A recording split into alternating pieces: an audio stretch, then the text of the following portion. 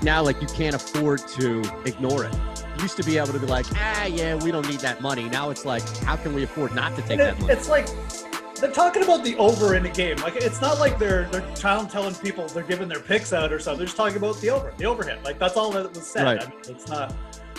Well, think about it. I mean, we have the Manning cast. I would pay $5.99 a week to have a specific broadcast that's catered to how the lines are moving. The XFL did that.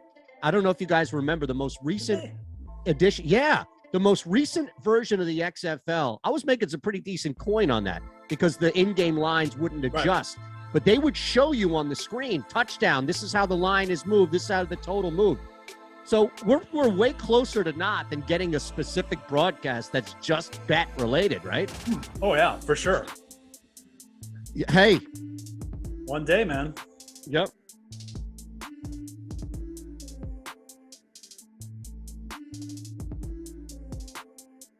Welcome in. We appreciate you hanging with us here midweek on Awesemo as we look at the NBA slate Wednesday night Jock Market edition. Geoff's in the house. I'm here hanging. Mike Awesemo is producing. And if you're out there, well, do a couple of things. Hit that thumbs up button right away. Make sure you're subscribed. And look, we have this promo code here for you for a reason with Jock Market. You can sign up, open up a new tab right now. Sign up to Jock Market right there, download it, and then get that $50 deposit bonus when you use our promo code Awesemo. Been a little bit, my friend, but good to see you. You know, I was going to complain about how cold it is up here in Philadelphia, but then I remember where you are. That's right. Yeah. We're going through a slightly warmer patch up here in good old Canada, but it's still cold. It's still winter. Got another month to slog through, and then, maybe I'll see the sun again. So. Absolutely. Right. It's about 4 months of darkness. No, yeah, pretty much. Yeah.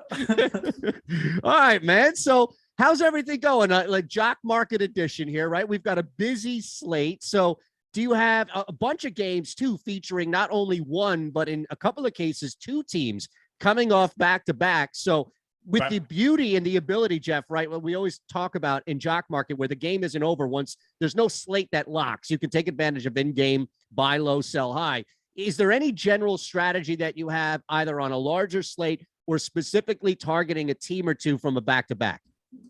Yeah, I mean, the back-to-backs are definitely interesting. I mean, I think on a larger slate too, you can probably, like, especially with guys who might be like load management stuff, it's a good spot to, and we always seem to get bigger slates on Wednesdays up for this Wednesday show. It just kind of, I don't want to say ignore them, but you can de-risk, right? Like you can certainly up your risk factor and get on these guys at cheaper prices. But with the bigger slates, I feel like there's just enough opportunity that you don't necessarily need to go crazy with guys on back-to-backs if you think their load management is going to be a part of it. But there's always opportunity, right? I mean, if a guy's IPO is going cheap, you can throw it, and this is the beauty of Jock market. You don't necessarily, there's not a set price. You don't have to pay a set price for them. You can throw out, stink bids. You could try and get on them in game and hope people are, we're maybe just off this guy, and you see he's starting well and he's out there playing. I think that's the beauty of Jock market here, and especially with the back-to-back scenarios. So that's the way I usually always end up approaching it, and just tell people the way to approach it too, especially on these bigger slates. There's opportunities. Some get too crazy, but I mean, like, make sure, take advantage of the in play if you can, man. Cause I mean, there's always good opportunities there with Jock market. Especially if we see a team, and we talked about the back-to-back angle, right? So if it's one team in a game coming off a back-to-back, maybe they're a little slow in the first quarter, you could take advantage of that. If it's two teams coming off, maybe there's a clear, especially the home team, there's a clear advantage to jumping out. So the in-game element of Jock market is huge and key. And Geoff is definitely not alone here in reminding you to take advantage of that. Should we start somewhere as far as a guy you're targeting at the top? I mean, we do have a Jokic slate, Harden's up there, even Luka, who's a little bit lower when it comes to our free projections that we have on Awesemo, Geoff. Decent fair IPO price, but there are a couple of guys in that middle range. I had a couple of saved up from the Heat and the Blazers I wanted to get your thoughts on, but should we start at the top at least to target some maybe more obvious choices, or even stay away from an obvious choice if that's the case? So, I mean, obviously it's a Jokic slate, and that's fine. And I always I've been making this case more lately. I mean, like, Nikola Jokic is absolutely amazing. He's actually been pretty good producer for Jock market as well. He's 6 straight games of positive ROI. Here's the thing. I mean, he's finished first 3 times in his last 6 games. Only once did he return ROI over 40% in those 3 first place finishes. I just think from a risk reward perspective on Jock market, he's generally not the player that you want to target. Again, it just comes down to format here. We're not talking a total points. We're not putting a roster together. We're investing in individual shares. And again, it's a big slate. On these bigger slates on Jock market, you tend to get guys going just a little bit under the radar. So I always like to go the tier below Nikola Jokic. And I swear to God, every time I've done this show, Jokic has been on the slate. So we always kind of do this. We always slide in underneath, but it's worked out pretty good. We generally end up finding some guys we can kind of pile in on and for cheaper. And again, you're just looking for better risk reward plays. Like that, right. That's really what, and again, risk reward, talking about cheaper values versus upside. So, a couple guys popping in the Awesemo projections. And again, definitely check those out. We got Luka Doncic. He's ranked 3rd in the projections on Awesemo. Is fair value on Jock market right now, has him around 5th. So I think this is a good spot to kind of potentially get on him. I mean, he's kind of sucked the last couple games on Jock market, but we like that. It's probably going to lead to a lower IPO price tonight. And look, just like when you're buying a stock, the price you get in at matters. The price you get in at Luka tonight is probably going to be cheaper than it's been the last few nights. That makes all the difference. Let's not forget 3 nights ago, he had 100% ROI. I really like the risk reward here. So that's kind of where I'm looking at the start. And he's got a good match. We haven't talked about Portland. So, I mean, they're pretty much terrible at everything. Absolutely. No, you're right. I want to take advantage of them being terrible on the other side of it, because there's always value on bad teams or bad players from DFS to betting and in between. But yeah, looking at Doncic as we have him, you mentioned, there are a couple of guys ahead of him from Siakam, Harden, and right there at the top, Jokic, we have his higher fair IPO prices on our free projections here for Awesemo, Geoff. And I'm just going back to, 2 teams. Granted, Dallas on the road, it's not a huge trip to Portland, but still, Dallas on the road. They played last night like Portland did. I could see, I don't think it's a stretch to see the Mavs come out a little sluggish, and maybe Luka isn't dominating from a stat standpoint after 12, 15, 16 minutes, but we know that Dallas is A, the better team, and B, has a good shot of making a run if they're down anywhere from, 4 to 10 points, what have you. So that price, as good as it is right now, Geoff, may even dip to a better number in game if the Mavs come out a little slow in the first quarter. Yeah, it's definitely true. And I should have mentioned that, because obviously we just went on the rant about back-to-backs and stuff. And then I'm targeting a guy on a back-to-back right off the start. You have a lot of things in your head, man. I'm just here to supplement. That's cool. No, it's all good. And the thing is, like, I feel like with the way it's kind of like player specific. I mean, Doncic played 27 minutes last night. He got pulled early. They're coming off kind of just a blowout loss. I think it's the perfect setup. Now they have a weaker opponent. It's just a clear bounce back spot for a guy who didn't play much last night, but his minutes before that were so secure. Again, you got a young player. I don't think there's going to be any like load management here or anything like that. So all things around, like, you know, the back-to-back is something I'm just not worried about here. I actually like that it's a back-to-back because, like you said, you could certainly wait if you're worried about it, or maybe there's more news that's like, oh, they might limit him or something that comes out, or there's just an overall concern. But I don't even mind getting on him pregame here because I think the pregame IPO will be cheaper than we've seen on him in the last few starts.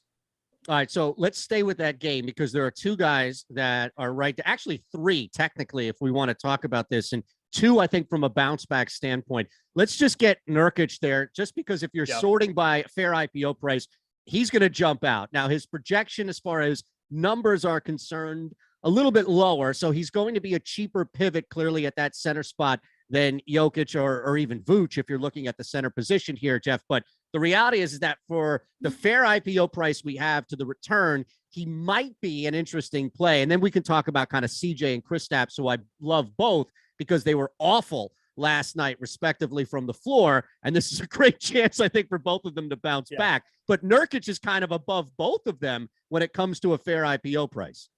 Yeah, absolutely. I think the only thing you worry about with Nurkic is maybe just, you know, I don't want to say he's like the obvious play, but I think he's going to be popping for a lot of people in this spot, but you do have to like him. I mean, this is a player who, again, you know, he's had a couple bad returns, but like even his bad games here, if we're being realistic, over his last, I think about 7 or 8 games, the worst he's returned is -27, which, like, we don't hate. I mean, it's not great, but like if we're keeping our losses small, and again, like we're approaching this from a trading stock market perspective, it's another little trick. You keep your losses small, but he's also produced like some really, really nice RR games, had a 200% return a couple games ago. Now, I don't think his IPO price is going to be anywhere near to what it was 4 games ago because people are onto this and it's a good matchup, but I still think there's probably a little bit of value here. I like going with the other guys you mentioned a little bit better. Like, I think you're going to get better value here. And I really don't have a problem going back, like doubling up on the Mavericks in this spot. Again, Portland is just like, they're just not good at pretty much anything. And I think it's a good spot for Kristaps as well. So you could definitely double up on Dallas. It's a little bit more of a risky play for Jock market, because obviously you're double dipping into a team. And if something goes bad here, maybe Dallas gets out to like 40-point lead. Although if they get off to a 40-point lead, then, you know, the Doncic and Porzingis probably have a bunch of points. So right, you know, it's a little bit risky to double down, obviously, when you're buying shares. But I like the McCollum call too, and I actually kind of like going to him more than Nurkic, just because I think the IPO again. I think the risk reward is going to be better for the IPO price you're going to pay here. So yeah, and real quick, well, not because this is going to be the Mavs Blazer show by any means with a big slate here, but it's just hard to ignore. And we've been pounding him on, you know, the Odd Shopper channel, the Island games that we've been doing individually whenever the Blazers pop up. But Anthony Simons is taking threes, like 70% of the league is taking just regular jump shots and field goal attempts. It's so hard to ignore. 15 attempts. So the volume alone, right, is there for Simons to where maybe he is a cheaper option you can get. He took 13 threes last night. He only hit 4 of them, but you know, you hit 4 or 5 threes, and that's an easy pathway to at least on your way to 20 points. So the fact that he's taking so many threes is hard to ignore. Yeah, absolutely. And look, again, I don't think Portland is a team I'd want too much exposure to, but you know, if you're looking at like Simons versus McCollum or even Nurkic, I mean, if you could just grab a piece of Simons and it's going to cost you less. Well, I mean, his IPO got up there a little bit a couple games ago, but clearly, you know, he's cooled off since then. Like he hasn't really had a couple good returns he hasn't had a positive ROI return on Jock market for 4 games now. And it's because his IPO got up again. You know, he went off for a couple times for people when he was cheaper, and then the IPO got up. I'd expect a little bit cheaper IPO tonight, because I think people are probably tired of being burned by him. So, but you know, this is a player, obviously, if the stroke gets going early, I mean, you'll see a big game, and it's definitely a spot where he could be chucking them up all game because they're going to be behind. So yeah, the way I'd look at it is, you know, McCollum, the safer play, but if people are soured on Simons, you could really get him for a little bit cheaper price here. I mean, he went for 5 $50, it looks like, his last time, but he got up to like $9, and that's what I'm saying. Like, he definitely hit a peak. You might get one more like cheap attempt to go after him here. All right, we should look at the highest total on the board in Atlanta, but a reminder here to not only hit that thumbs up, please. Thank you for hanging with us. Make sure you're subscribed to the Awesemo platforms that we have across the board. But look, this promo code Awesemo on Jock Market is going to match your first deposit up to $50. And Jock Market also has the first market guarantee. So they'll refund any losses in your first NFL or NBA market up to $100. So you're getting it really on both angles here. One, the ushering in of a promo code that matches your first deposit. And then on the back end, if you happen to lose, which I don't know how that's possible here listening to Geoff, then we will definitely refund it. No pressure on you, man. You and I have worked together long enough. I know I could count on you. You know what? I love this promo though, because Jock Market, it's unique. And you know, it's like having a play account with the stock market. You know, you want to make a few trades before you get used to what's going on and how things work. So I love the promo. I really do. I think it's great. And I tell you, once you use Jock Market a couple times, you'll like the format, regardless of how your results go at the start. It's always a little bit of a learning curve whenever you're doing something new, but this is a great promo either way. You're right, man. You think Charles Schwab or anybody else out there is going to give you a risk-free return on your first couple of stocks? No, not at all. Here we're doing that on Jock Market. All right, Kings in Atlanta, and not by a huge margin, man, but it's definitely the highest total on the board. We also have that Grizzlies Spurs game in San Antonio, and then there was one more, the Hornets in Indiana. So those three games really are the biggest when we look at it as far as highest totals on the board. And then just conversely, if we wanted to target anybody, maybe one and a half guys on that Heat Knicks game, that's the lowest total. That may dip to close to 201 by tip, but at least in Atlanta with the Kings, and then we can kind of look at those other two high totals.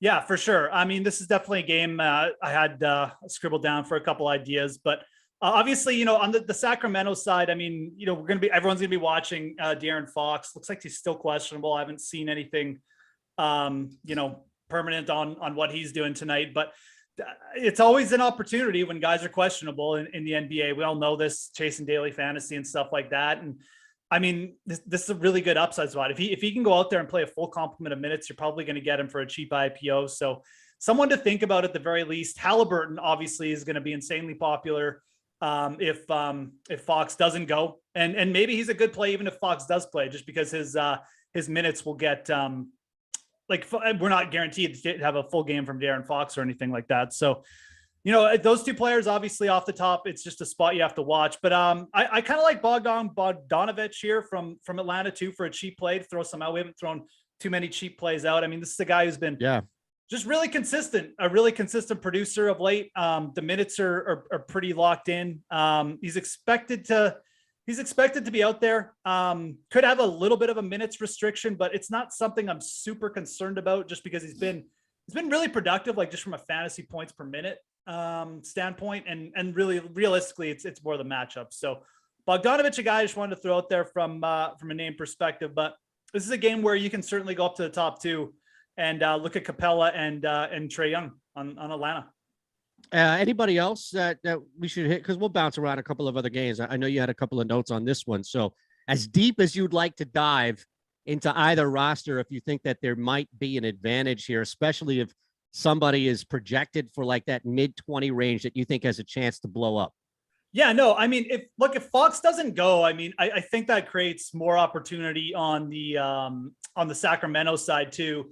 Atlanta coming back here, like, I mean, I don't think there's any other thing like injury news we're kind of missing, but like, you know, Metu is now is still questionable for Sacramento too. I mean, if him and Fox are both out, it should create pretty good situation for a guy like Marvin Bagley. I mean, like, again, he's a player who has in spots has certainly produced. He's a bit more boomer bust, but you know, the minutes have really only been going up. He's cracked 30 minutes in a couple games, and when he's approached that 30-minute barrier, I mean, Bagley's put up some big games. So you're gonna want to wait, and maybe this is even a situation where, you know, even if like say Fox got activated, maybe you wait right up until game time or just until the game starts, then you grab some cheap shares here. But I think Marvin Bagley is another name I mean, Sacramento's down a couple bodies. They're going to be behind in this game. I feel pretty good about saying that. And Vegas is a guy who could crack 30 minutes here, and he's been very productive when that's happened. So, yeah, you can get a really favorable return on like over a half 3 or something like that for him, because you mentioned he's going to be out there. This happened a couple of games ago with him, where it was just a matter of volume being out there, and it was like over a half 3 at like plus 100 on the books. And because just they don't anticipate, but to your point, the minutes alone is going to warrant a couple of attempts. So just a little back end thing to keep an eye on here, if that is the case, by all means. All right, so let's keep things moving here. We mentioned a couple of other high totals. You targeting anybody? I mean, Memphis, clearly we have the ability for that team to get up, not necessarily always relying upon Ja Morant. Spurs, that's a 229 total. Yeah, I mean the Spurs and Grizzlies here. I just wanted to check. Oh yeah, okay. So I mean, obviously we have some higher end guys in Morant and Dejounte Murray to target, but the Spurs are always a team I kind of like to go deeper on too. Everyone just kind of seems to forget about some of these guys. Like Jakob Poeltl is a guy who this is probably a fairly favorable matchup for him. I mean, I don't think that we need to shy away from this with Memphis on the board or anything like that. And for jock market purposes, again, like Poodle he's just such an efficient fantasy producer that if he's another player, like if he gets 30 minutes out there, I mean, like a 40, maybe even a 50 fantasy point game is always on the table. You mentioned like the spread in this game being pretty favorable as well. So yeah, this is a game where like, I don't mind targeting guys like that on the Spurs. I can go a little bit deeper than just Dejounte Murray. I mean, like their lineup's getting a little bit healthier too. So even a guy like Derek White tonight, I think is in play. I mean, a little bit more of like a shooting dependent play, obviously, but I think it's a pretty good matchup for Derek White. So, I've got some interest in the Spurs side. Memphis with how Morant is playing. I mean, they are the favorites in this game. And I think Steve Adams, actually, since we're talking about big men, is he's been pretty locked in. Again, like his minutes have gone up as well.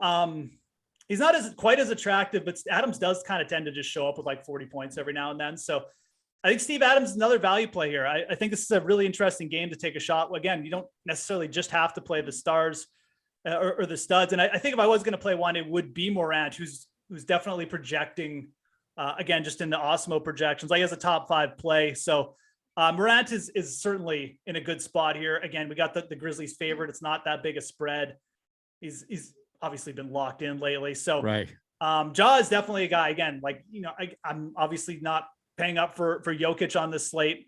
I mentioned Doncic, but the spot for Morant might even be better. So. Okay. No, it makes a lot of sense too. And especially when you're comparing it to other guys here at the top with Doncic. I have to ask, because Siakam we have projected at a fair IPO price, just under Harden and Jokic as the third highest fair IPO, yet his projections are not anywhere really in that. I mean, he's down by, there's got to be at least 10, if not more guys ahead of him as far as projections are concerned. Yeah. So what am I missing on the surface that doesn't look like a good investment? I've talked about Siakam a lot on this show before. We don't always get the Raptors, but I mean, I really like him for the jock market format. I just feel like people forget about the Raptors.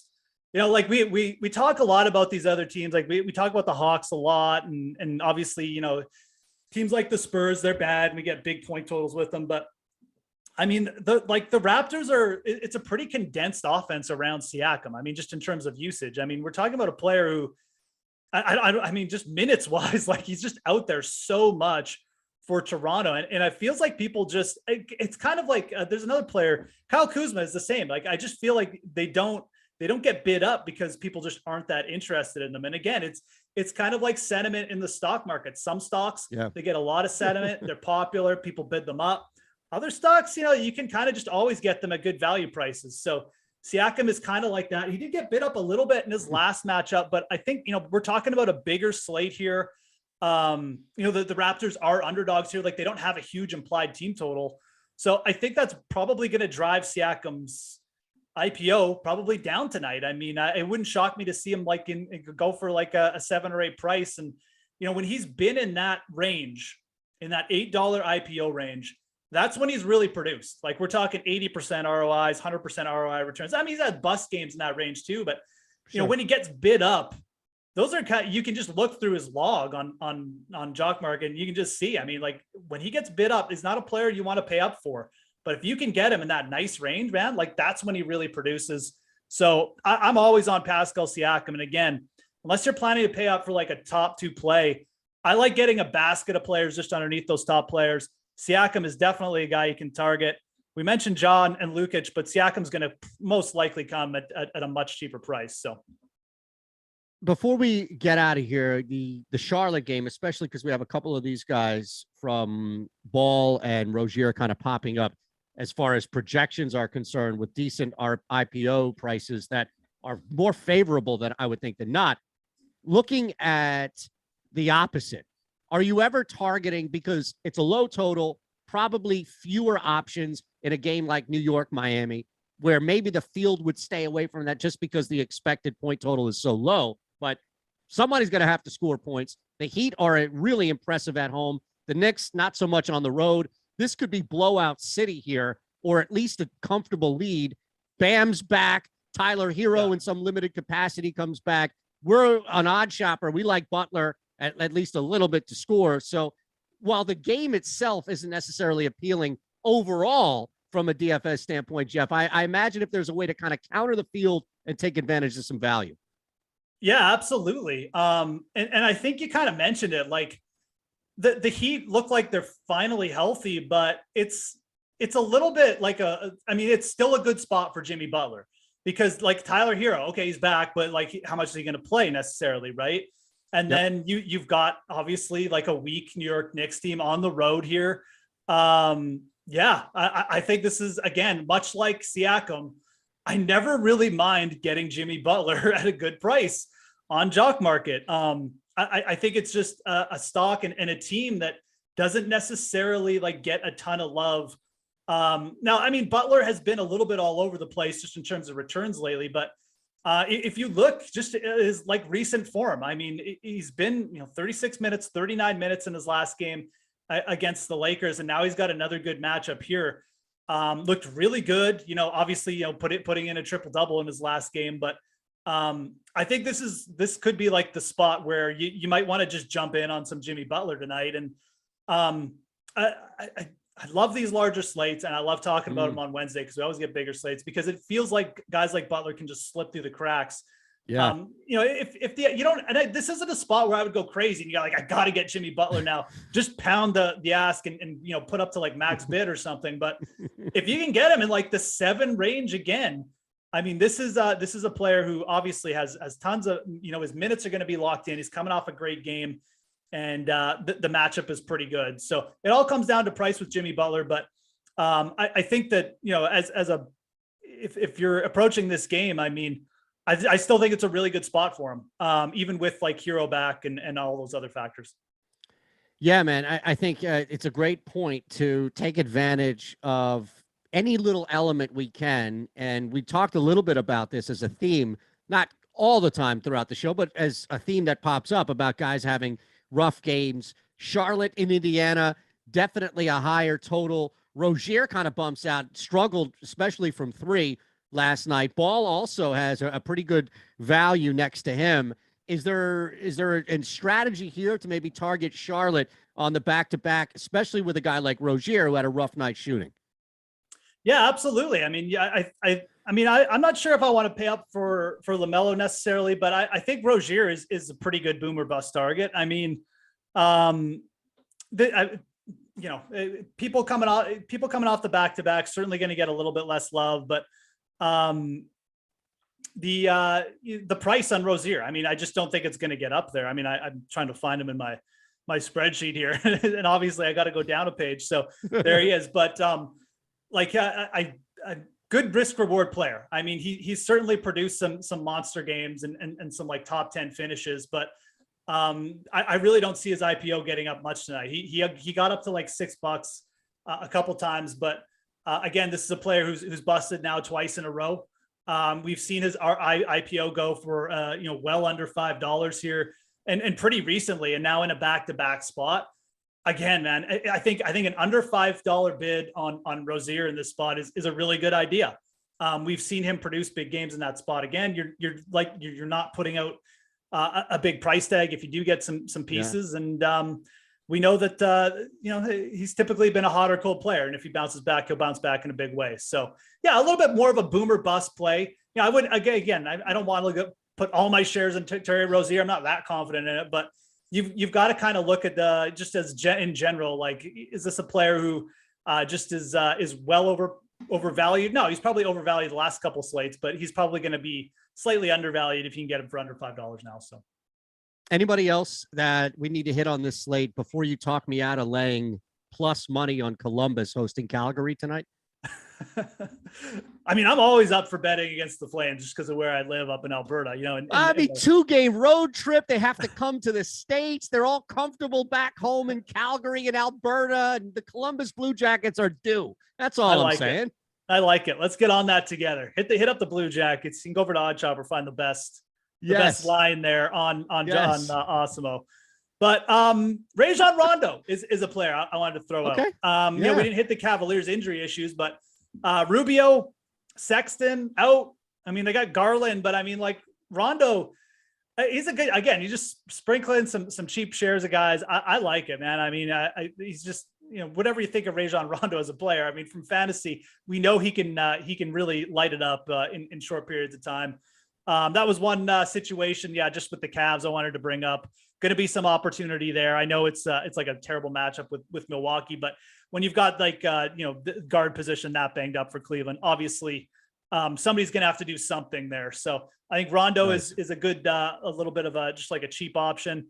And on the other side, I mean, Antetokounmpo got like a little bit of a questionable mark against him. It could be a spot where you get him for cheaper than you think. We don't have him, I don't think, like a huge in projections. No, he's actually fourth for us, I think. So a little bit of that baked in, but you could look on the Milwaukee side, but I like just sprinkling a guy like Rondo in that game. I think that's a perfect spot just to maybe grab some cheap shares of a guy like that. Awesome, brother. Always a pleasure, man. Have fun, educated as well. It's hard to balance the two, but we do it here, especially on this show, with something new and innovative and different for a lot of people on Jock Market. So we invite you to sign up, use our promo code Awesemo, AWESEMO. You'll get a $50 deposit match upon when you first enter in there. And also, Jock Market has the return. So if you play an NFL or NBA market and you lose up to $100, then Jock Market will refund that as well. Thanks to Mike Awesemo for producing. Geoff, I already tagged you in the Lofty Rasa Gambling Addict Slack here and confirmed that you are on the Columbus Blue Jackets money line along with me. So we're locked in, man. No, I like it. Like I said, never take a chance not to bet against the Calgary Flames. So we're going to do that tonight. Awesome, brother. That's Geoff. I'm Eytan. Have a great rest of the week.